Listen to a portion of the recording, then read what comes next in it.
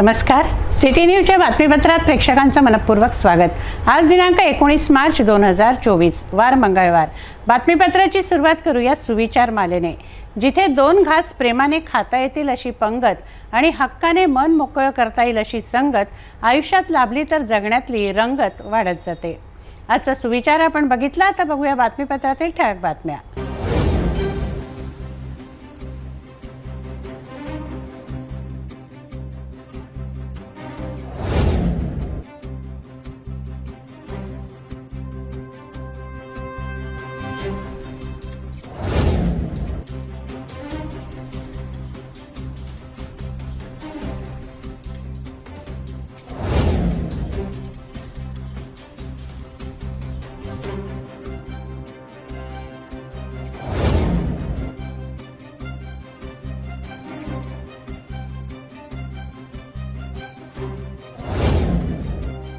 आपण ठळक बातम्या बघितल्या, आता घेऊया छोटासा ब्रेक।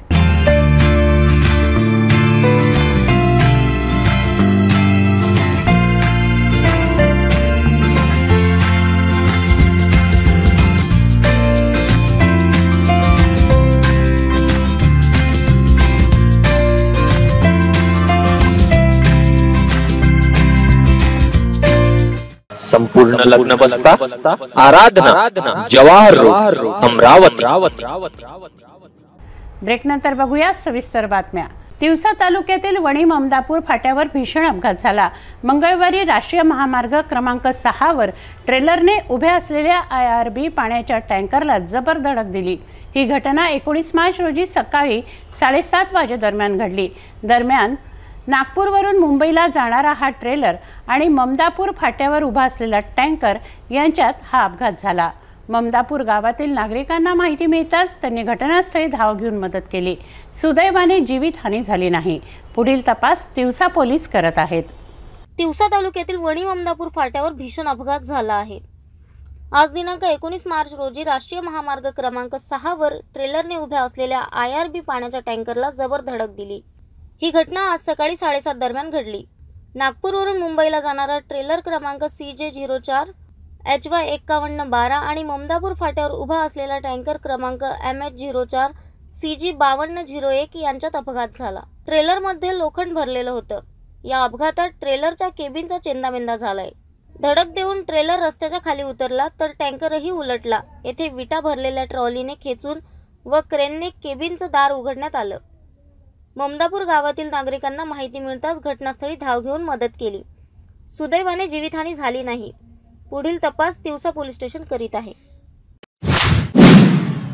शिवाजी विज्ञान महाविद्यालयात कम्प्युटर ॲप्लिकेशनच्या प्रथम सत्रात शिकणाऱ्या अचलपूर तालुक्यातील कुष्टा येथील मूळचा रहिवासी असलेल्या 19 वर्षीय अर्पित श्रीकृष्ण सार्वे या विद्यार्थ्याचा 18 मार्चच्या सायंकाळी करंट लागून दुर्दैवी मृत्यू झाला।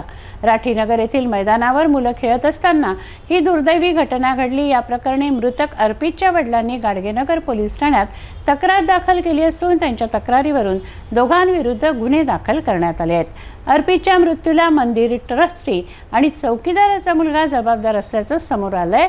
हे दोघेही सध्या फरार आहेत। शिवाजी विज्ञान महाविद्यालयात कम्प्युटर ॲप्लिकेशन या प्रथम सत्रात शिकणाऱ्या अचलपूर तालुक्यातील कुष्टा गावात मूळचा रहिवासी असलेल्या 19 वर्षीय अर्पित श्रीकृष्ण सार्वे या विद्यार्थ्याचा 18 मार्चच्या सायंकाळी करंट लागून दुर्दैवी मृत्यू झाला होता। अर्पित हा गेल्या 1 वर्षापासून गाडगेनगरात भाड्याने राहत होता। तो नेहमी आपल्या वर्गमित्रासह गावातील मित्रांसोबत राठीनगरातील जय जवान जय दुर्गा चॅरिटेबल ट्रस्टच्या मंदिर समोरील मैदानावर क्रिकेट खेळायला जात होता।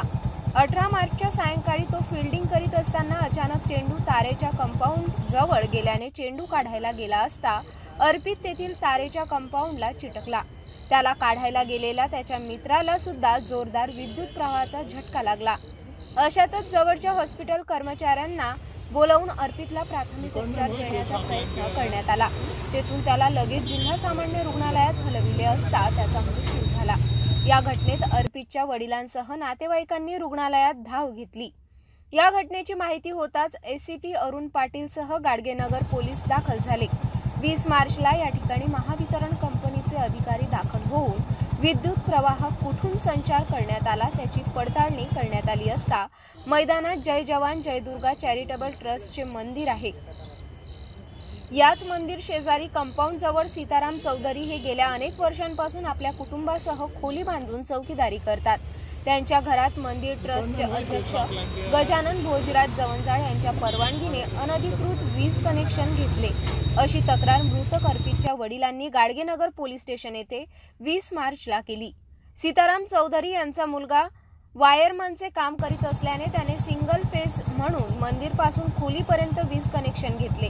त्याचे अर्थिंग कंपाऊंड जवळ लावण्यात आल्याने थेट विद्युत संचार कंपाऊंडला संचारल्याने अर्पितला जोरदार झटका लागल्याने त्याचा मृत्यू झाला। या घटनेला मंदिर ट्रस्टी गजानन जवंजाळसह चौकीदाराचा मुलगा दीपक चौधरी असल्याचे सांगून दोघांविरुद्ध तक्रार दाखल केल्याने गाडगेनगर पोलिसांनी दोघांविरुद्ध कलम 304 अंतर्गत गुन्हा दाखल करण्यात आला।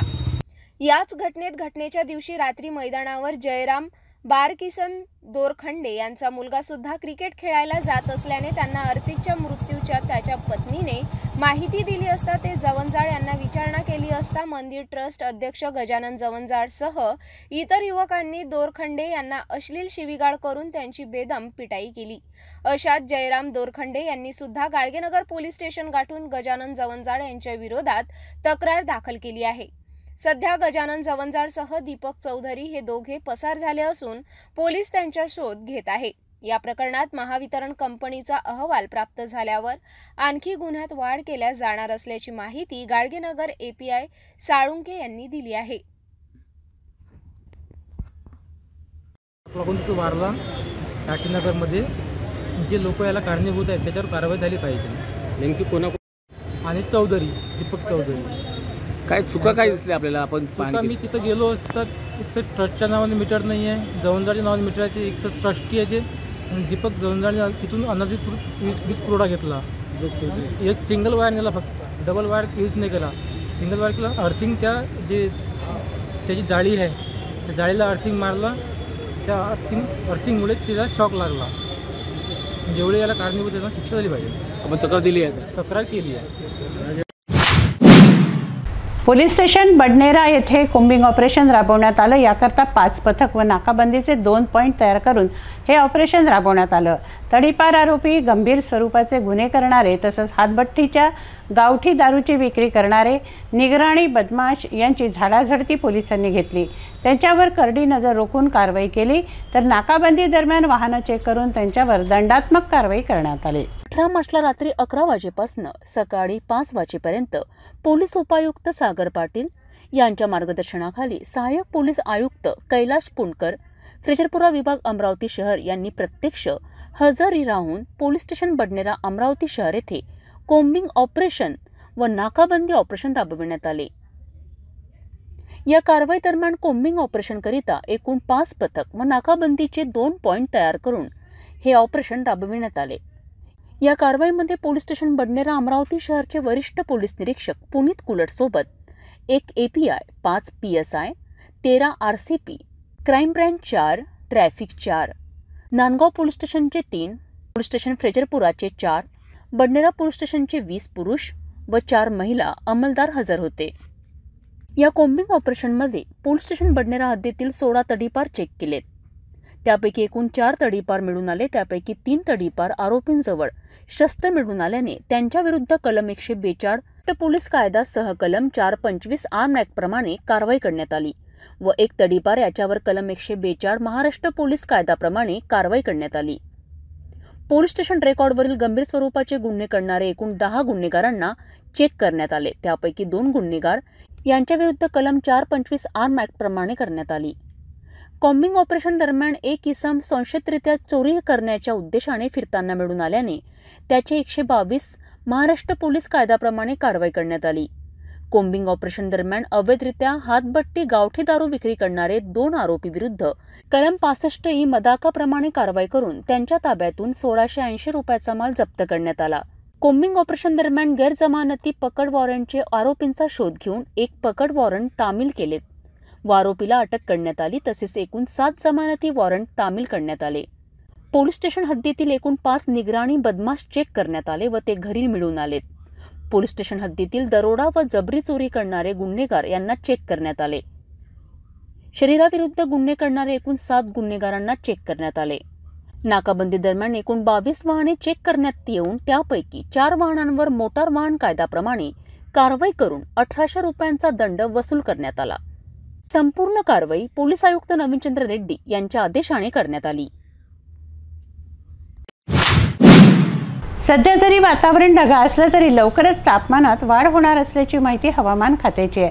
तापमान वाढताच उष्माघाताच्या घटना घडतात. उष्माघाताच्या रुग्णांना तातडीने उपचार मिळावे या दृष्टीने जिल्हा सामान्य रुग्णालयात बेड तयार करण्यात आले आहेत. उन्हात मेहनतीची कामं टाळावी, भरपूर पाणी प्यावं आदी सूचना जिल्हा शल्य चिकित्सक डॉक्टर दिलीप सौंदाळे यांनी दिल्या आहेत. कडाक्याच्या उन्हात काम केल्याने किंवा शरीरात उष्णता निर्माण झाल्याने त्रास होऊ लागल्यास त्यातील गंभीर प्रकार म्हणजे उष्माघात किंवा ज्याला सनस्ट्रोक किंवा हीटस्ट्रोक असंही म्हटलं जातं. मार्च महिन्याच्या अखेरीस उष्ण तापमानात वाढ होण्यास सुरुवात होत असते. याच महिन्याच्या शेवटी तर एप्रिल आणि मे महिना उष्ण तापमानाचा महिना समजला जातो. उष्माघात म्हणजे उन्हाळ्यामुळे प्रमाणाबाहेर ताप येऊन आपल्या तब्येतीत तात्पुरता पण गंभीर बिघाड होणे. त्यावर वेळेवर उपचार केले नाहीत तर मृत्यू होऊ शकतो. उष्माघातात खूप ताप येऊन शरीराचे तापमान 104 अंश फॅरनहाइटच्या पुढे जाते.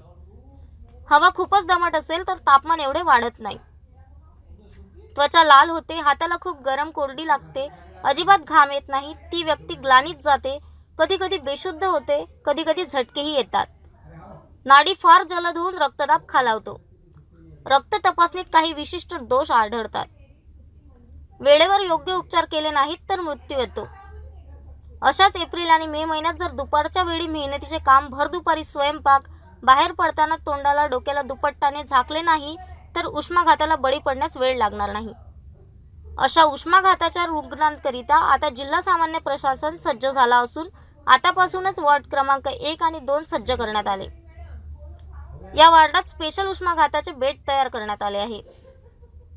यात नागरिकांनी अशा उष्ण तापमानात बाहेर निघताना काय करावे, काय करू नये, उष्माघाताची लक्षणे जाणवल्यास कोणती काळजी घ्यावी याबाबत जिल्हा शल्य चिकित्सक डॉक्टर दिलीप सौदाळे यांनी आमच्या सिटी न्यूजच्या माध्यमातून माहिती स्पष्ट केली आहे. आपण आपल्या सामान्य रुग्णालयामध्ये वॉर्ड नंबर 6 आणि 8 या ठिकाणी आपण 2 बेड ठेवलेले आहेत. तसंच वॉर्ड नंबर 2 मध्ये सुद्धा आपण 2 बेड ठेवलेले आहेत आणि आवश्यकतेनुसार ते आपण बेड वाढवू शकतो. तसेच आम्ही आमचे जे ग्रामीण रुग्णालय, उपजिल्हा रुग्णालय आहेत त्या ठिकाणी सुद्धा प्रत्येक ठिकाणी आपण 2 बेडची व्यवस्था केलेली आहे. काय लक्षणं आहे उष्माघाताची आणि का आवाहन करायला? उष्माघातामध्ये काय, जे लोक जास्त आता उन्हाळ्यामध्ये उन्हामध्ये फिरतात तर त्याच्यामुळे बॉडीचं टेम्परेचर जास्त वाढून मग त्यांना वेगवेगळे लक्षणं येतात. त्याच्यामध्ये चक्कर येणे, मळमळ होणे, अतिशय थकवा जाणवणे किंवा एकदम चक्कर करून खाली पडणे अशा गोष्टी होतात. तर असं काही लक्षणं असले तर ताबडतोब दवाखान्यात जायचं. आणि महत्त्वाचं म्हणजे उष्माघातापासून बचावण्यासाठी उन्हामध्ये फिरणं टाळायचं आहे. विशेषतः आपले कान, डोकं हे थोडं झाकलेलं पाहिजे आणि व्यवस्थित वेळेच्या वेळी पाणी योग्य प्रमाणात पिणं एवढं आवश्यक आहे.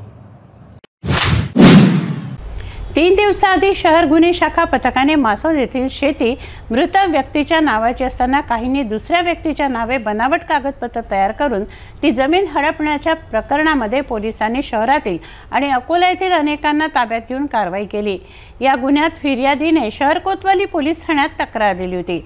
पोलिसांनी वकील संघाचे सदस्य ॲडव्होकेट वसुसेन देशमुख यांच्या विरुद्ध सुद्धा गुन्हा दाखल केल्याने आता तपास पोलीस अधिकारी विरोधात अमरावती वकील संघाने निषेध नोंदवला आहे. न्यायालयाचे 1 दिवसीय लेखणी बंद आंदोलन करण्यात आलं आहे. 3 दिवसाआधी शहर गुन्हे शाखा पथकाने मासोद येथील शेती मृत व्यक्तींच्या नावाची असताना काहींनी दुसऱ्या व्यक्तीच्या नावे बनावट कागदपत्रे तयार करून जमीन हडपण्याच्या प्रकरणात पोलिसांनी शहरातील आणि अकोला जिल्ह्यातील अनेकांना ताब्यात घेऊन कारवाई केली होती. याच गुन्ह्यात फिर्यादीने सिटी कोतवाली पोलीस स्टेशन येथे सुद्धा तक्रार दिली होती. पोलिसांनी वकील संघाचे सदस्य ॲडव्होकेट वसुसेन देशमुख यांच्या विरुद्ध सुद्धा गुन्हे दाखल केल्याने आता तपास पोलीस अधिकारी विरोधात अमरावती वकील संघाने निषेध व्यक्त केला आहे. वकील संघाच्या वतीने न्यायालयात 1 दिवसीय लेखणी बंद आंदोलन करण्यात आले. 8 मार्च 2024ला अमरावती वकील संघाचे सदस्य ॲडव्होकेट वसुसेन देशमुख यांनी एका पक्षकारांची प्रॉपर्टी एका वृत्तपत्रामध्ये नोटीस प्रकाशित केली होती. अशातच शहर गुन्हे शाखेने ॲडव्होकेट वसुसेन देशमुख यांना सुद्धा त्या प्रॉपर्टी प्रकरणात गोवले असून अकोला, अमरावती अशा जिल्ह्यातील 13 जणांविरुद्ध गुन्हे दाखल करण्यात आले होते. यामध्ये ॲडव्होकेट वसुसेन देशमुख यांच्या विरुद्ध सुद्धा गुन्हे दाखल केले होते। हीच माहिती अमरावती वकील संघाला कळताच 18 मार्चला सर्व वकील बांधवांनी प्रकरण तपास अधिकारीचा निषेध व्यक्त करण्यात आला। तर 19 मार्चला लेखणी बंद आंदोलन करून वकील संघाचे अध्यक्ष ॲडव्होकेट गिरीश जाखळ, सचिव Umesh Ingle, advocate Deepak Sardar, advocate Rasika Oke, advocate Kiran Yawale, advocate Pankaj Yadgire, advocate Harish Gupta, advocate Achal Kolhe यांनी पोलीस चौकशी अधिकारी विरोधात आपली संतप्त प्रतिक्रिया व्यक्त केली।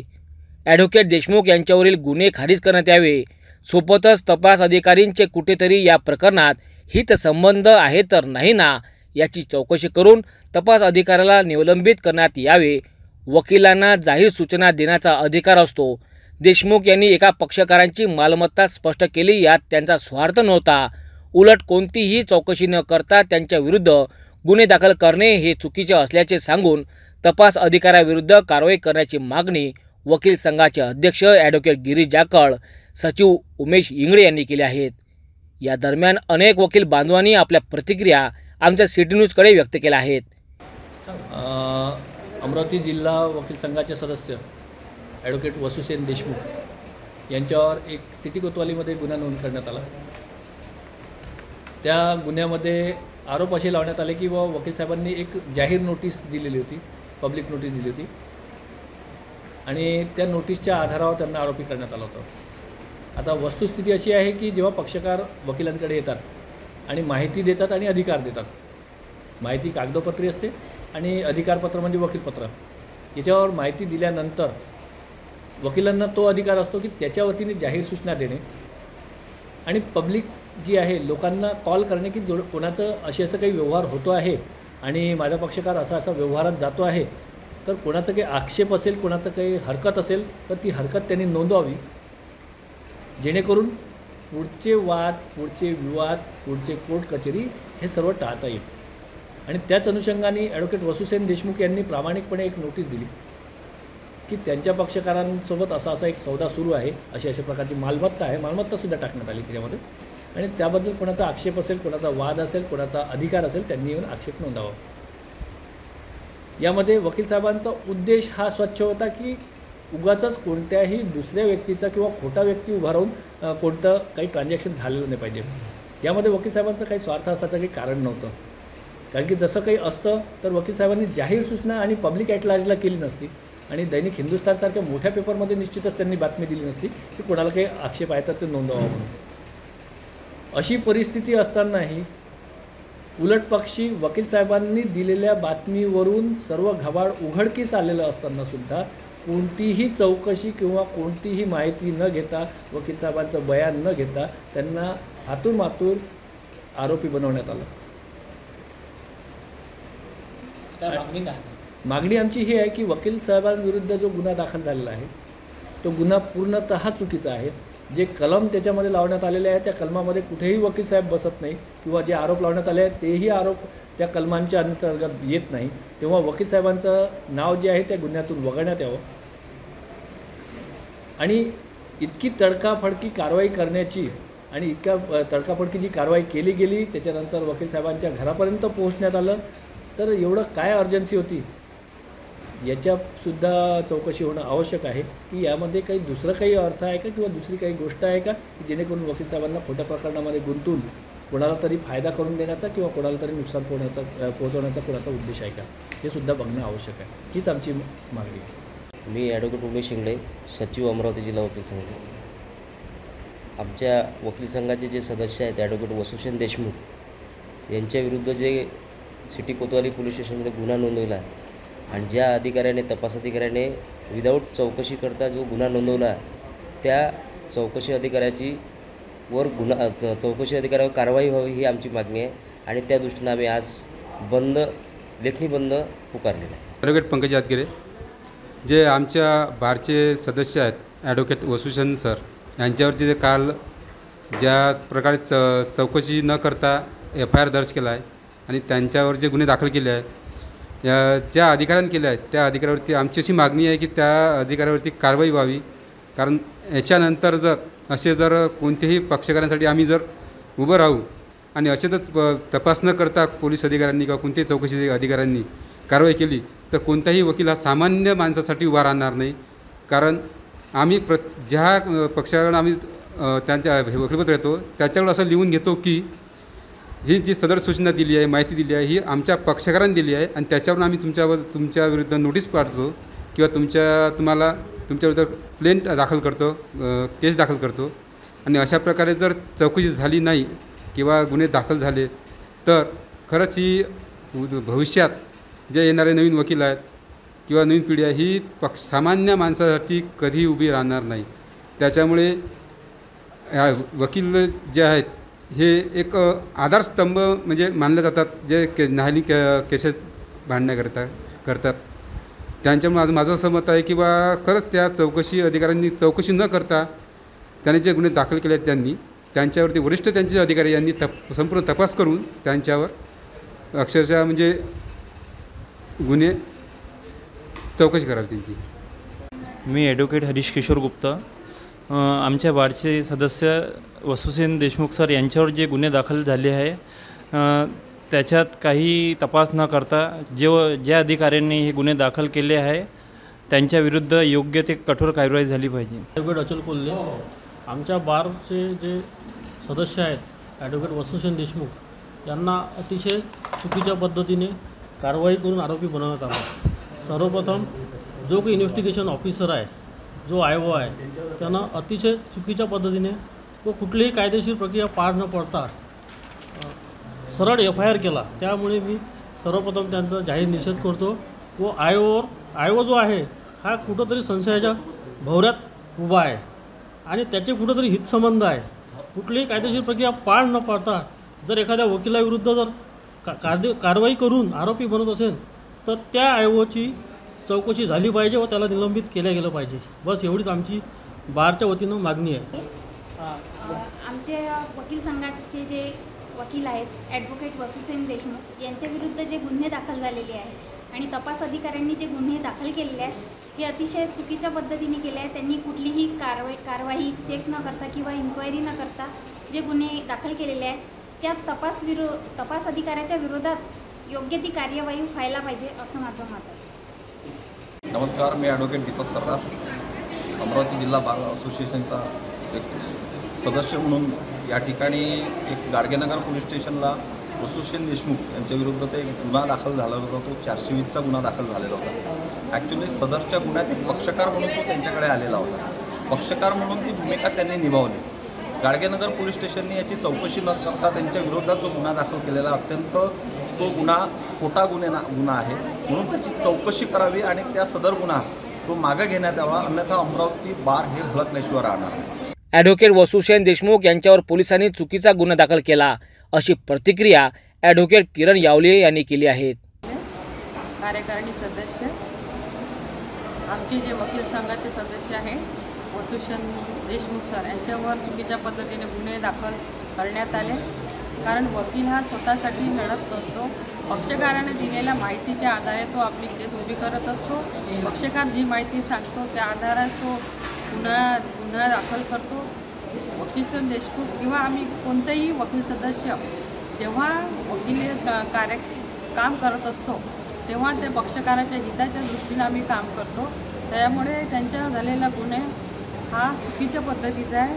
त्यांच्यावर जी कारवाई अधिकारी आहे त्यांनी गुन्हे दाखल केले त्यांच्यावर कारवाई करण्यात यावी, त्यांची चौकशी करण्यात यावी.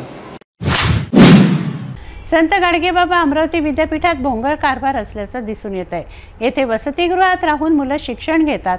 अशावेळी विद्यार्थ्यांच्या जीवाला अपाय झाल्यास जबाबदारी कोणाची? विद्यार्थ्यांच्या 2 नंबरच्या मातोश्री हॉस्टेलच्या छताचा भाग कोसळला.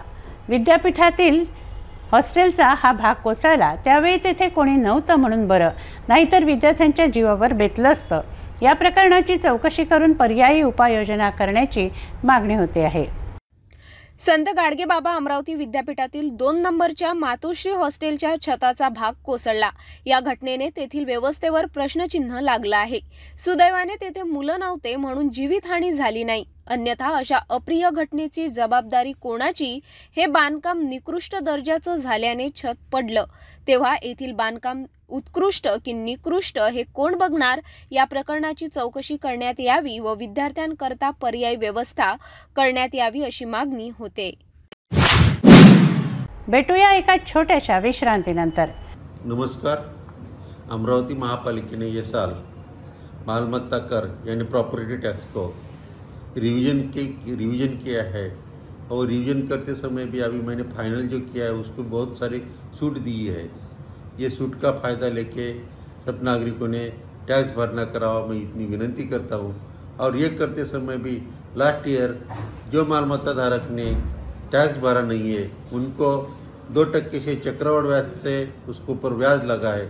अगर वो नागरिक भी ये साल 100% टैक्स भरना करते हैं तो उनको ये 100% 2% का ब्याज माफ करने की मैं अभी यहाँ पे घोषणा करता हूँ. किचन गृहिणी से जुड़ा एक अटूट हिस्सा, जहाँ उसे मिले हर एक चीज अपनी सही जगह पर. इसलिए Amba stainless steel kitchen trolley आपको लगने वाली साइज अनुसार, आपके किचन के अनुसार, बिल्कुल आपकी इच्छा अनुसार उच्चतम क्वालिटी के किचन ट्रॉलीज मैन्युफैक्चरिंग से सीधे आप तक, यानी 100% वाजिब दाम, ना देखभाल की जरूरत, ना जंग लगने की परेशानी, आसानी से वॉश करने हेतु उत्कृष्ट कैरियर सिस्टम, साथ ही स्टेनलेस स्टील जीना रेलिंग, डेकोरेटिव ग्रिल एवं गेट भी हम बना कर देते हैं. Amba stainless steel kitchen trolley, Dastur Nagar Chowk के पास, MIDC रोड, अमरावती, महाराष्ट्र. विश्रांतीनंतर पुन्हा आपलं स्वागत. अमरावती महापालिकेचे आयुक्त देविदास पवार यांनी गुप्त माहितीच्या आधारे धाड घातली व 8 टन प्लास्टिक जप्त केलंय. महापालिकेच्या आरोग्य विभागाने ही कारवाई केली आहे. शासनाद्वारे प्रतिबंधित सिंगल यूज प्लास्टिकचा साठा जवाहर गेट येथील विनोद ट्रेडर्स दुकान क्रमांक 2 येथे असल्याची गुप्त माहिती महानगरपालिका पथकाला मिळाली होती. त्या अनुषंगाने आज दिनांक 19 मार्च रोजी महानगरपालिका आयुक्त देविदास पवार यांच्या आदेशावरून स्वास्थ्य निरीक्षकांच्या उपस्थितीत कारवाई करण्यात आली. सदर कारवाईमध्ये सिंगल यूज प्रतिबंधात्मक प्लास्टिकचा अंदाजे 5 ते 6 लाख रुपये किमतीचा साठा जप्त करण्यात आला. महानगरपालिका प्रशासनाद्वारे नियमितपणे प्लास्टिक विरोधी मोहीम राबविण्यात येत असते. त्यानुसार कारवाई करून प्लास्टिकचा साठा जप्त करण्यात आला. या कारवाईने प्लास्टिकचा साठा बाळगणाऱ्या विक्रेत्यांचा धाबे दणाणला आहे. सदर दुकानातील प्लास्टिक जप्त करून दुकान सील करण्यात आले. सदर कारवाई सहाय्यक आयुक्त भूषण पुसेतकर, झोन क्रमांक 2 चे वैद्यकीय अधिकारी डॉक्टर अजय जाधव, प्रदूषण नियंत्रण मंडळाचे अधिकारी PM मेहरे, बाजार परवाना अधीक्षक उदय चव्हाण, अतिक्रमण पथक प्रमुख योगेश कोल्हे, श्याम चावरे, ज्येष्ठ स्वास्थ्य निरीक्षक विजय बुरे, स्वास्थ्य निरीक्षक विकी जेधे आदी अधिकाऱ्यांसह पोलीस कर्मचारी, मनपा कर्मचारी उपस्थित होते. महापालिकेने वेळोवेळी नागरिकांना आणि व्यापाऱ्यांना सुद्धा आवाहन केलेले आहे की कायद्यानुसार जे प्लॅस्टिकचे कमी मायक्रॉनचे प्लॅस्टिक आहे 120पेक्षा कमी ते वापरू नये असं आम्ही वेळोवेळी आवाहन केलं आहे. जनजागृती केलेली आहे. वेळोवेळी प्लॅस्टिक जमा करत असतो आणि त्याच्यावर धाड टाकत असतो. परंतु आज आम्हाला गोपनीय माहिती मिळाली की विनोद ट्रेडर्स नावाच्या जवाहर गेटच्या व्यापाऱ्यांनी प्लॅस्टिकचं भरपूर मोठं त्याच्याकडे साठा असतो, गोडाऊन आहे. त्या गोडाऊनची माहिती मिळाल्याचा आज आम्ही माझ्या कर्मचाऱ्यांनी श्री जाधव आणि इतर कर्मचाऱ्यांनी त्याच्यावरती धाड टाकलेली आहे. आणि साधारणपणे 10 टनच्या वर माल असा आम्हाला प्लॅस्टिकचा जो 120 मायक्रॉनपेक्षा 160 मायक्रॉनपेक्षा कमी आहे असं मिळालेला आहे. आणि तो आज आम्ही जप्त केलेला आहे. आणि जप्त केलेल्या कारवाई याच्यावरती आम्ही नियमानुसार पुढील कारवाई करणार आणि व्यापाऱ्यावर नियमानुसार कारवाई करणार. पौराणिक, ऐतिहासिक, सांस्कृतिक, राजकीय वारसा लाभलेल्या अमरावतीची उज्ज्वल परंपरा आहे. पूर्वी औदुंबरावती नावाने प्रसिद्ध असलेल्या अमरावतीमध्ये काली नदी व अंबा नदी अशा 2 नद्या होत्या, ज्यांना आता सांडपाणी सोडल्याने व स्वच्छता न झाल्याने घाणेरड्या नाल्यांमध्ये त्यांचं परिवर्तन झालं आहे. आपल्याला आश्चर्य वाटेल, परंतु अमरावतीमध्ये 19 छोटे नाले व 18 मोठे नाले आहेत. हे नाले शेवटी काली नदी व अंबा नदीला मिळतात. दरवर्षी महापालिका JCB पोकलँड यांच्या सहाय्याने स्वच्छता करवते, परंतु ती कितपत व कशी होते हे अमरावतीकर जाणून आहेत. आता पावसाळा तोंडावर आलाय. नाले कचऱ्याने खचाखच भरले आहेत. थोडासा अवकाळी पाऊस आला तर दाणादाण उडते. रस्ते उंच झाले तेव्हा नाल्यांचं पाणी दुकानांमध्ये, घरांमध्ये जाऊन हाहाकार माजवल्याशिवाय राहणार नाहीत. आपल्याला आश्चर्य वाटेल, परंतु अमरावतीमध्ये 19 छोटे नाले तर 18 मोठे नाले आहेत. याशिवाय पुरातन अमरावतीचे एकेकाळी वैभव असलेल्या अंबा नदी व काली नदीचं रूपांतर नाल्यात झालं आहे. पावसाळा तोंडावर आलाय, परंतु शहरातील कोणत्याही नाल्याची अद्याप स्वच्छता झालेली नाही. म्हणायला दरवर्षी अमरावती महापालिका स्वतः JCB व पोकलँडने स्वच्छता करवते, परंतु मनपा कर्मचारी आपल्या कामात किती दक्ष आहेत हे सगळेच जण जाणतात. नाल्यांमध्ये कचरा टाकला जातो, त्यामुळे प्रवाहाला जागाच राहत नाही. अशात रस्ते उंच व दुकानं घरं खाली गेले आहेत. नाले तुंबल्याने पावसाचं पाणी हाहाकार माजवल्याशिवाय राहणार नाही. अंबा नदीचा आज नाला झाला आहे. गाळ, कचरा, घाण यामध्ये खचाखच भरलेला आहे. ज्या नदीच्या तीरावर तपस्वी जनार्दन स्वामी राहत, आई अंबा व एकविरेच्या वास्तव्याने पुनीत झालेली नदी आज नाला बनली आहे. पवित्रतेपासून प्रदूषण सडघाणीकडे झालेला हा अंबा नदीचा प्रवास अतिशय क्लेशकारक आहे. काली नदीचीही तीच अवस्था आहे. हे सगळे खुले नाले झाकल्या गेल्या तर शहरातील डासांचा प्रादुर्भाव संपेल, दुर्गंध, सडघाण यांचं साम्राज्य संपेल. मात्र त्यासाठी प्रशासनाच्या इच्छाशक्तीची गरज आहे. नाल्यांच्या परिसरातून जाताना दुर्गंधाने जीव नकोसा होतो. या नाल्यांवर कमीत कमी फ्लेक्स बोर्ड लावले तर नागरिक कचरा टाकणार नाहीत आणि सडघाण डोळ्यांनी दिसणार नाही. आता पावसाळ्यापूर्वी नाल्यांची स्वच्छता होईल का हा प्रश्न आहे. अकोला जिल्ह्यातील तेल्हारा कोर्ट येथे तक्रारदाराच्या पत्नीच्या नावे वॉरंट निघालं. या वॉरंटची बजावणी न करता पुढील तारीख वाढवून देण्यासाठी होमगार्डच्या 2 जवानांनी 1000 रुपयांची लाच मागितली. या संदर्भात तक्रारदाराने लाचलुचपत प्रतिबंधक विभागाकडे तक्रार केली असता विभागाने जवानांना लाच घेताना रंगेहात अटक केली आहे. अल्केश सित्रे, किशोर वाडेकर अशी या जवानांची नावं आहेत. होमगार्डच्या 2 जवानांना अकोला लाचलुचपत प्रतिबंधक विभागाने लाच घेताना रंगेहात अटक केली. अकोला जिल्ह्यातील तेल्हारा कोर्ट येथे पतसंस्थेच्या कर्जाप्रकरणी तक्रारदाराच्या पत्नीचा चेक बाउन्स झाल्याने पत्नीच्या नावे वॉरंट निघाले. या वॉरंटची बजावणी न करता पुढील तारीख वाढवून देण्यासाठी होमगार्डच्या 2 जवानांनी 1000 रुपयाची लाच मागितली. तडजोडी अंती 1000 रुपये ठरले. या संदर्भात तक्रारदाराने लाचलुचपत प्रतिबंधक विभागाकडे तक्रार केली असता विभागाने या जवानांना लाच घेताना रंगेहात अटक केली. 48 वर्षीय Alkesh Sitre, home guard police station Telhara, राहणार गजानन नगर व किशोर वाडेकर, वय 55, पोलीस स्टेशन तेल्हारा, राहणार साईनगर तेल्हारा अशी या जवानांची नावे आहेत. तेल्हारा येथील महाराजा अग्रसेन टॉवर चौक येथे ही कारवाई करण्यात आली. ज्या जागी भव्य दिव्य शिवमहापुराण संपन्न झालं त्याच पवित्र अशा श्री क्षेत्र हनुमानगडी येथे निर्माणाधीन 111 फूट उंच हनुमानजीच्या मूर्तीच्या चरणांशी बसून आमदार रवी राणा यांनी 2 तास पूजा अर्चना व आराधना केली. 111 फूट उंचीच्या श्री हनुमान मूर्तीचा पायाभरणी कार्यक्रम आयोजित करण्यात आला. यावेळी आमदार रवी राणा यांनी स्वतः अष्टधातू टाकून पायाभरणी केली. नासे रोग हरे सब पीडा, जपत निरंतर हनुमत वीरा, संकट ते हनुमान छुडावे, मनक्रम वचन ध्यान जो लावे. या हनुमान चालीसाच्या ओळीची प्रचिती यावी अशी प्रार्थना आमदार रवी राणा यांनी केली. श्री शिवमहापुराण संपन्न झाले त्या जागी पवित्र अशा श्री क्षेत्र हनुमानगडी येथे निर्माणाधीन 111 फूट उंच हनुमानजीच्या मूर्तीच्या चरण पायथ्याशी बसून आमदार रवी राणा यांनी सलग 2 तास पूजा अर्चना व आराधना केली. सर्वोच्च न्यायालयातील खासदार नवनीत राणा यांच्या संदर्भातील प्रलंबित खटल्याचा निकाल लवकर लागावा, आपल्याला न्याय मिळावा व या खटल्याचा निकाल आपल्याच बाजूने लागून संकट दूर व्हावे, यासाठी हनुमान चालीसाची प्रचिती यावी अशी प्रार्थना आमदार रवी राणा यांनी प्रभू श्री हनुमान चरणी केली व संपूर्ण हनुमान चालीसा पठण केलेत.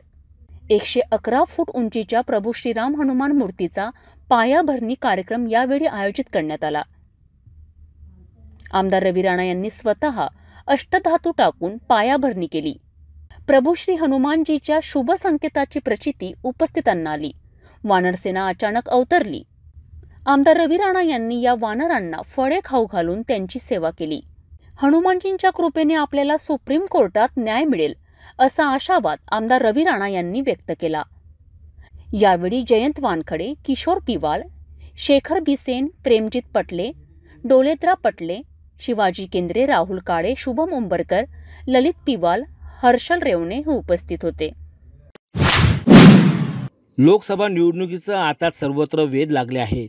अशातच प्रत्येक पक्षात आता मोठ्या प्रमाणात बैठका चर्चेला सुद्धा सुरुवात झाली आहेत. मात्र अमरावती जिल्ह्यात अद्यापही कोणत्याच पक्षाने आपला उमेदवार अद्यापर्यंत जाहीर केला नसल्याने पक्षातील पदाधिकारी वेट अँड वॉचच्या भूमिकेत दिसून येत आहेत। याच पार्श्वभूमीवर भाजपा शहर जिल्हा कार्यकारिणी वतीने आमदार प्रवीण पोटे यांनी अचानक आपल्या कार्यालयामध्ये भाजपा पदाधिकाऱ्यांची सोमवारच्या रात्री जम्बो बैठक बोलावण्यात आली। याच बैठकीत भाजपा शहर जिल्हा अध्यक्ष माजी राज्यमंत्री प्रवीण पोटे यांच्या आधी इतर अनेक मोठ्या पदाधिकाऱ्यांनी लोकसभा निवडणूकबाबत पक्षाची आपली भूमिका स्पष्ट केली। या बैठकीत अब की बार 400 पार हा मोदीचा संकल्प पूर्ण करण्याकरिता भाजपा प्रदेश अध्यक्षांच्या सूचनेवरून बैठक बोलावण्यात आल्याची माहिती आमदार प्रवीण पोटे यांनी स्पष्ट केली। मात्र याच बैठकीमध्ये मनपाचे एका माजी सभापतीने भाजपाच्या वाटेवर असणाऱ्या एका उमेदवारावर तीव्र नाराजी व्यक्त केल्याचे सूत्रांकडून माहिती समोर आली आहे। तर पक्षश्रेष्ठीने जे आदेश दिले त्या उमेदवारांकरिता आपण काम करणार अशी प्रतिक्रिया आमदार प्रवीण पोटे यांनी आमच्या सिटी न्यूजच्या प्रतिनिधीसोबत बोलताना स्पष्ट केले। काय सांगाल, लोकसभेच्या पार्श्वभूमीवर भाजपाच्या वतीने आपल्या मार्गदर्शनामध्ये बैठक करण्यात आली आहे, काय या ठिकाणी निर्णय आणि काय आपण आदेश दिलेला आहे? नाही, आमच्या रोज दुसऱ्या तिसऱ्या दिवशी प्रदेश अध्यक्ष बावनकुळे साहेब यांच्या मार्गदर्शनामध्ये आमच्या बैठकी चालत असतात। आज प्रामुख्याने आमचे प्रदेश अध्यक्ष यांनी आम्हाला काही गाईडलाईन्स दिल्या की त्यानुसार आज त्या ठिकाणी आपण मीटिंग घेतलेली आहे। त्यामध्ये निधी संकल्पनाचा महत्त्वाचा विषय आहे, लाभार्थी संपर्क आहे, विधानसभेमध्ये कमीत कमी आपण 51% वर गेलो पाहिजे, प्रत्येक बूथवरती आपण जाऊन आपलं काम केलं पाहिजे आणि घरोघरी जाऊन साधारणतः स्टिकर लावले पाहिजे आणि या अनुषंगाने 51% जास्त भारतीय जनता पार्टीचा आलेख वर गेला पाहिजे। प्रामुख्याने यासाठी आपण मीटिंग घेतलेली आहे। या ठिकाणी आपण आता अमरावती जिल्ह्यामध्ये असं सुरू आहे की भाजपाचे तिकीट विद्यमान खासदार नवनीत राणे मिळणार नाही, भाजपाची तिकीट कोणाला जाते हा विषय नाही। अब की बार मोदी सरकार आणि 400 पार हा आमचा नारा आहे। त्यानंतर प्रदेशचे अध्यक्ष किंवा आमचे वरचे वरिष्ठ नेते जे आहेत ते ठरवतील कोणाला तिकीट द्यायचं आहे। आम्हाला वरून जे आदेश येतील त्या पद्धतीने आम्हाला काम करायचं आहे। आम्हाला मोदीजींसाठी काम करायचं, आम्ही कुठल्या व्यक्तीसाठी काम करत नाही। हा देशाचा हा विकसनशील देश झाला पाहिजे, त्या दृष्टिकोनातून आम्ही काम करतो। नवनीत राणांना तिकीट मिळाली तर भाजपा काम करेल का?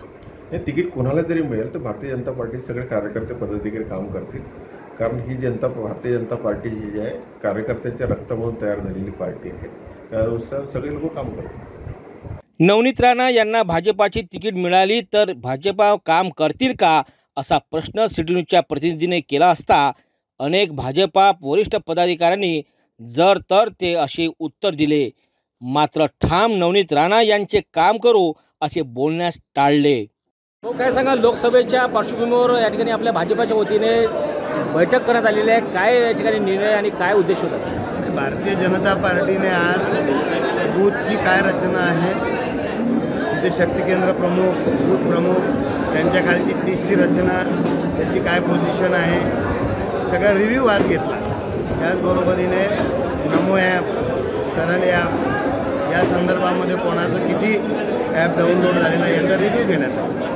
तर रेग्युलर आमची दर महिन्याची बैठक असते, ती बैठक झाली। खासदार नवनीत राणा भाजपाच्या वाटेवर आहेत, त्यांना तिकीट मिळण्याची शक्यता ते सुद्धा म्हणत आहेत, काय म्हणणं आहे आपलं? या बैठकीमधून काय सूर निघाला का की खासदार नवनीत राणा जर भाजपा तिकीट मिळाली तर आपण काम करणार का? नाही, जर तरच्या प्रश्नाला काही उत्तर देण्याचं कारण नाही आणि भारतीय जनता पार्टीत त्यांना यायचं आहे का नाही यायचं आहे ते काही मला विचारून ठरणार। भारतीय जनता पार्टीचे आमचे पक्षश्रेष्ठी निर्णय करतील। आम्ही तर सगळेजण पक्षाचे काम करणारे लोक कालही करत होतो, आजही करत होतो। चर्चा तर हवात अमरावती जिल्ह्यात तेच आहे की खासदार नवनीत राणा यांना भाजपा तिकीट मिळणार आणि आपण आता सुद्धा बैठक घेतलेली आहे लोकसभेच्या पार्श्वभूमीवर, तरी आता आपला निर्णय झाला नाही। जर तर त्या गोष्टीला काही अर्थ नाही किंवा त्याच्यावर बोलण्याचं काहीच कारण नाही। समजा भाजपा तिकीट नवनीत राणांना मिळाली, तेच म्हटलं की समजा, याला काय अर्थ आहे? हे तरी आपलं ओपिनियन झालं। त्याच्यामुळे ज्यावेळी घोषणा होईल त्यावेळी अजून काहीच झालं नाही, अजून प्रक्रिया नाही, त्याच्यामुळे आतापासूनच आपण तुम्ही पण काय त्याच्या मागे लागेल, तुम्ही पक्ष संघटना कुठे कुठे भाजप मजबूत आहे ते बघितलं। माझा प्रश्न आहे की समजा मिळाली तिकीट, मग मी तुम्हाला पुन्हा तेच सांगतो, समजा मिळाली तर आत्याबाईला मिशा असत्या तर कशा दिसल्या असत्या, त्याला काय है। या ठिकाणी बैठक झालेली आहे। शहर जिल्हा या वतीने मोठ्या प्रमाणात आपले सुद्धा पदाधिकारी उपस्थित होते। लोकसभेच्या पार्श्वभूमीवर बैठक झालेली आहे। काय या ठिकाणी उद्देश होता आणि काय या ठिकाणी आता आदेश देण्यात आलेले आहे? पंतप्रधान नरेंद्रजी मोदी यांची हॅट्रिक पूर्ण करायची आहे। NDA 400च्या वर जागा निवडून आल्या पाहिजे। त्यात अमरावती शहर भाजपा कुठेही मागे राहणार नाही। आम्ही बूथ स्तरापर्यंत जे आमचं संघटन उभं केलेलं आहे ते संघटन मजबूतीने रस्त्यावर उतरून आगामी काळात पक्षाच्या प्रचारामध्ये झुकून देऊन मोदीजींना प्रधानमंत्री करण्यासाठी अमरावती शहर भाजपा सज्ज झालेली आहे। विद्यमान खासदार नवनीत राणा सुद्धा भाजपाच्या वाटेवर आहेत, ते सुद्धा भाजपच्या तिकीट लढणार अशी चर्चा आहे। काय आपण काम करणार का समजा तिकीट त्यांना मिळाली तर? उमेदवारी देण्याचा निर्णय पक्षश्रेष्ठी घेत असतात, त्याच्यामुळे पक्षश्रेष्ठी ठरवतील। कोणी इथे जे दावे करतात की रोज आम्हाला यांचे फोन येतात त्यांचे फोन येतात, त्याच्यावर विश्वास ठेवण्यात काही अर्थ नाही आहे। पक्ष ठरवेल, पक्ष जेव्हा ठरवेल पक्ष आम्हाला सांगेल की हे उमेदवार त्या उमेदवाराचं आम्ही काम करू। आता थेट प्रश्न आहे, समजा मिळाली तर आपण काम करणार का भाजप? त्याचं उत्तर देण्याचं कारण नाही। पक्षश्रेष्ठींना भाजपच्या कार्यकर्त्याची भावना माहिती आहे, ते त्याचा आदर करतील, योग्य निर्णय होईल। पक्षाच्या कार्यकर्त्यांच्या भावनेला पक्षश्रेष्ठी निश्चित न्याय देतील आणि मोदीजी, अमितजी, नड्डाजी, फडणवीसजी हे जो निर्णय घेतील तो निर्णय पक्षाच्या कार्यकर्त्यांना मान्य आहे। याच बैठकीमध्ये सिद्धार्थ वानखडे यांना विचारले असता त्यांनी तिकीट मिळणारच नाही, फक्त भाजपा पदाधिकाऱ्यांनाच मिळाली पाहिजे, काहींची नावे भाजपा श्रेष्ठीकडे पाठवल्याची माहिती वानखडे यांनी स्पष्ट केली। हो, काय सांगाल, काय निर्णय झालेला आहे, काय आदेश झालेला आहे, काय चर्चा झालेली आहे बैठकीमध्ये? या बैठकीमध्ये जे प्रदेशचे काही नियम आलेले आहेत आणि प्रदेशच्या काही सूचना आहेत आमच्या शहर जिल्हा अध्यक्षांना, ते कार्यकर्त्यांना त्यांनी सांगितले। जवळपास 4 प्रकारचे ज्या सूचना होत्या त्याच्यावर चर्चा झालेली आहे आणि कार्यकर्त्यांना लोकसभेच्या निवडणुकीच्या दृष्टिकोनातून कामाला लावण्याचे अध्यक्षांनी आदेश दिले। लोकसभेची भाजपच्या वतीने तिकीट खासदार नवनीत राणांना मिळणार अशी सुद्धा चर्चा अमरावती जिल्ह्यात दिसून येत आहे। भाजपाची तिकीट नवनीत राणांना मिळाली तर येथील भाजपा पदाधिकारी काम करतील का? ते तुम्हीच सांगताय मला, आम्हाला तर अजून पक्षाला काही माहिती नाही आहे। समजा मिळाली तर? आणि जर तरला उत्तर नसते ना, मिळाली तर नाही मिळाली तर हे नंतरचे प्रश्न आहेत सगळे। आणि का लक्षात, पक्षाचे जे आदेश असतात, पक्षश्रेष्ठीचे आदेश असतात ते भाजपाचा कार्यकर्ता पार पाडतो। त्याच्यामुळे त्याच्यावर मिळाली काय नाही मिळाली काय आम्ही म्हणतो मिळतच नाही, पक्षाच्या कार्यकर्त्यालाच मिळणार आहे। त्यामुळे पक्षाच्या कार्यकर्त्यांची तशी मागणी आहे आणि तशा प्रकारचं कार्य करण्यात। पक्षाचा कार्यकर्ता कोण? पक्षाचे बरेच कार्यकर्ते ठरलं असं आपल्या आता एवढ्या मोठ्या बैठकीमध्ये? आणि पक्षाचा कार्यकर्ता कोण द्यायचा हे वरिष्ठ नेते ठरवतात। इच्छा सगळ्यांची असते, माझी इच्छा आहे, अजूनही काही 1-2 नाव आहे त्यांची इच्छा आहे। वरिष्ठांकडे नाव गेलेत? वरिष्ठांकडे नाव गेलेले आहेत आमचे। आमच्या जो काही पद्धती आहे, जे सर्वेक्षण आहे त्यातून नावं गेलेले आहेत, ते पार्टीचे वरिष्ठ नेते ठरवतील, आमचे जिल्हाध्यक्ष ठरवतील। त्यामुळे त्यांनी ठरवलेला तो उमेदवार असेल त्याच्यासाठी सगळेजण काम करतील। याच बैठकीत संभाव्य एका उमेदवारांचे काम करू नका, जर केले तर पुन्हा दिसू नका असा दम एका नेत्याने दिल्याची माहिती सूत्रांकडून समोर आली आहे। त्यामुळे भाजपा शहर जिल्हा कार्यकारिणी वतीने आयोजित केलेली बैठक कोण्या उमेदवाराविरोधात तर नसावी ना असा प्रश्न आणि चर्चा सुद्धा आता उपस्थितांमध्ये होताना दिसून येत आहेत।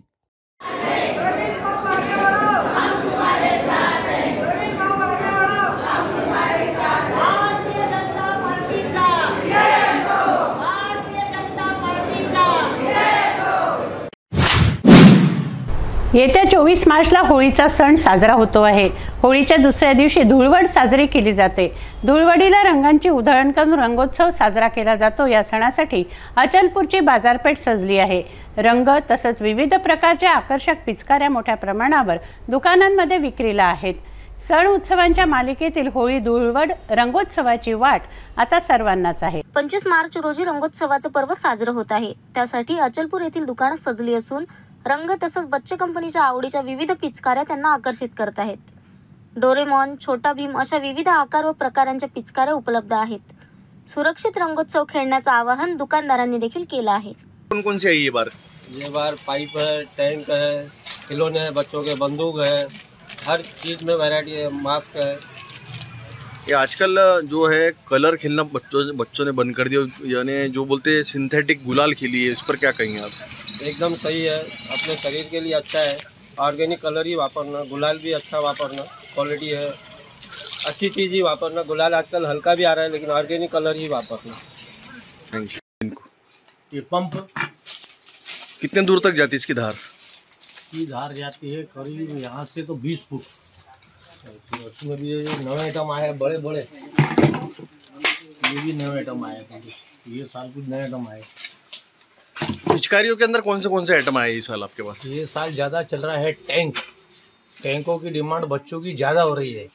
और देखा जाए तो पहले टैंक हुई थी, अभी ये जो गुलाल खेल रहे हैं लोग, तो गुलाल के लिए गन आई है, तो गन में गुलाल भर के ऐसा उड़ा रहे हैं, वो एक नया आइटम आया है। एक साल भी अच्छी डिमांड आई थी और ये साल भी कुछ अच्छा उसको रिस्पांस मिल रहा है।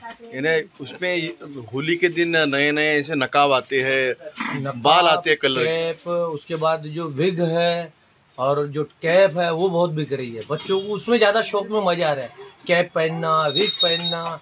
बाकी जो कलर है पक्के वो पूरी तरह से बंद हो चुके हैं। ज्यादा रिस्पांस पूरा गुलाल को है। लोगों का मानना है कि हम गुलाल से ही खेले और सही है।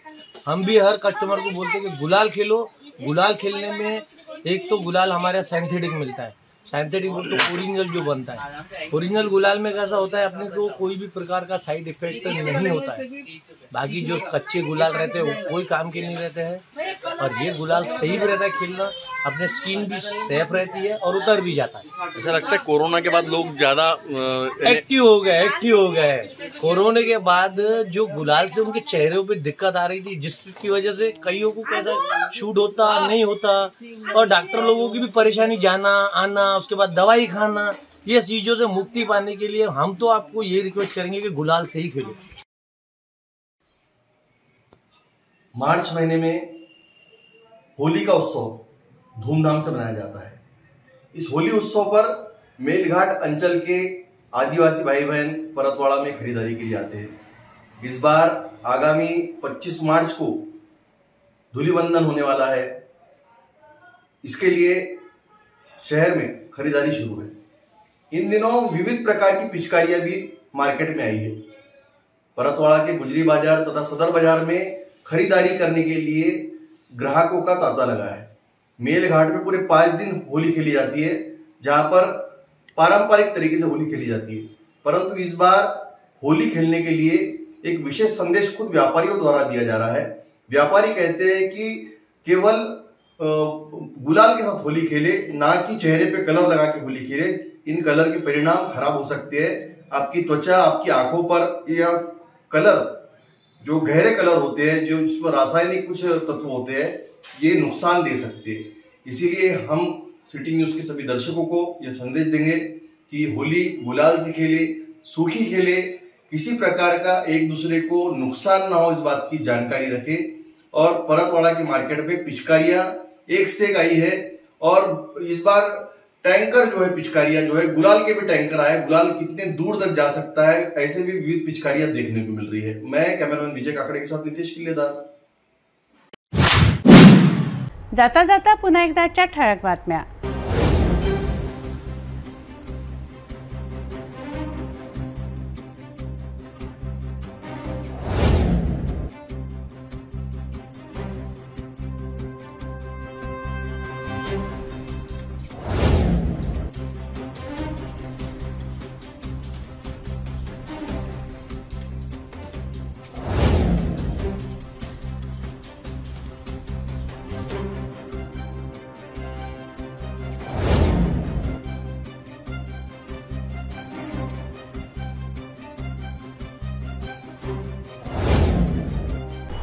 आपण आता सिटी न्यूज चॅनल आपल्या टीव्हीवर सुद्धा बघू शकता। यामध्ये GTPL channel number 73, Fastway channel number 256, city cable channel number 92 वर। जर आपल्या टीव्हीवर सिटी न्यूज चॅनल दिसत नसेल तर आपण आपल्या केबल ऑपरेटरशी संपर्क करावा। आपण सिटी न्यूज केबलच्या व्यतिरिक्त YouTube, Facebook, Instagram आणि ट्विटरवर सुद्धा बघू शकता। याकरता सोशल मीडिया अकाउंट सबस्क्राइब करा, फॉलो करा, लाईक करा। YouTube अकाउंट सबस्क्राइब करण्याकरता सबस्क्राइब बटनला क्लिक करा आणि बेल आयकॉन दाबायला विसरू नका, कारण सर्वात आधी बातमी आपल्यापर्यंत पोहोचणार आहे। तसंच सिटी न्यूजचं फेसबुक पेज लाईक करा, इंस्टाग्राम आणि ट्विटर हँडल फॉलो करा। आपण व्हॉट्सॲपवर सुद्धा सूचना देऊन न्यूज प्राप्त करू शकता। व्हॉट्सॲप नंबर स्क्रीनवर येतो आहे। हे बातमीपत्र एवढ्यावरच थांबवूया। पुन्हा भेटूया नवीन घडामोडींसह। नमस्कार।